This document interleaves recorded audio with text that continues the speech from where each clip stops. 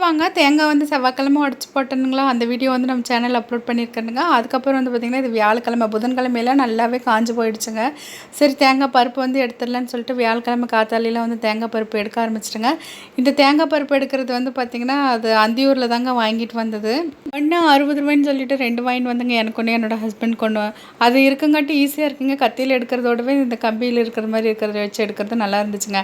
அதுக்கப்புறம் நேற்று நைட்டே கொஞ்சோண்டு எடுத்து பார்த்துங்க. புதன்கிழமை நைட்டு வியாழக்கிழமை காத்தால நான் ஒருத்தையே சிங்கம் போல் எடுத்துடலாம் அப்படின்னு சொல்லிட்டு நான் எடுக்க ஆரம்பிச்சிட்டேங்க. இந்த தேங்காய் தொட்டி அங்கே இருக்கிறது பார்த்திங்கன்னா செடிக்கிட்ட இருக்கிறது நேற்று நைட் எடுத்ததுங்க. அதை வந்து சாப்பிட்றதுக்கு பறவைகள்லாம் வந்துருந்துச்சு. அங்கே கொஞ்சோண்டு தேங்காயெல்லாம் சதுரி இருக்குங்களா அதை சாப்பிட்றதுக்கு.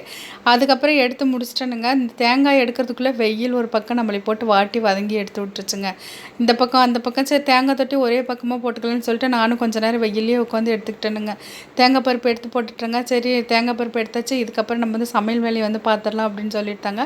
சமையல் வேலையை பார்த்துட்டு வந்து அதுக்கப்புறம் இந்த தேங்காய் பருப்பெல்லாம் வந்து காய போட்டுக்கலாம், தொட்டியெல்லாம் அள்ளி போட்டுக்கலாம் அப்படின்னு சொல்லிட்டு போயிட்டேங்க. இவ்வளோ பில்டப் கட்டுன்னு என்ன சமைச்சிருக்குன்னு சொல்லி பார்க்குறீங்களா? ஒன்றும் இல்லைங்க, சிம்பிளாக வந்து பார்த்திங்கன்னா தோசையும் தேங்காய் சட்னியும் தாங்க அரைச்சிக்கிட்டேன். இதை தான் வந்து எல்லாருமே வந்து சாப்பிட்டோம். அதுக்கப்புறம் வந்து பார்த்திங்கன்னா சாப்பிட்டுட்டு வந்துட்டு தேங்காய் பருப்பு வந்து காய போட்டுட்டேங்க. இது வந்து பார்த்திங்கன்னா கொஞ்சம் ரப்பராட்டம் இருக்கும், இளங்காயாக இருக்கிறது. இதையும் வந்து பார்த்திங்கன்னா கொஞ்சம் எடுத்து வச்சிடலான்னு சொல்லிட்டு எடுத்து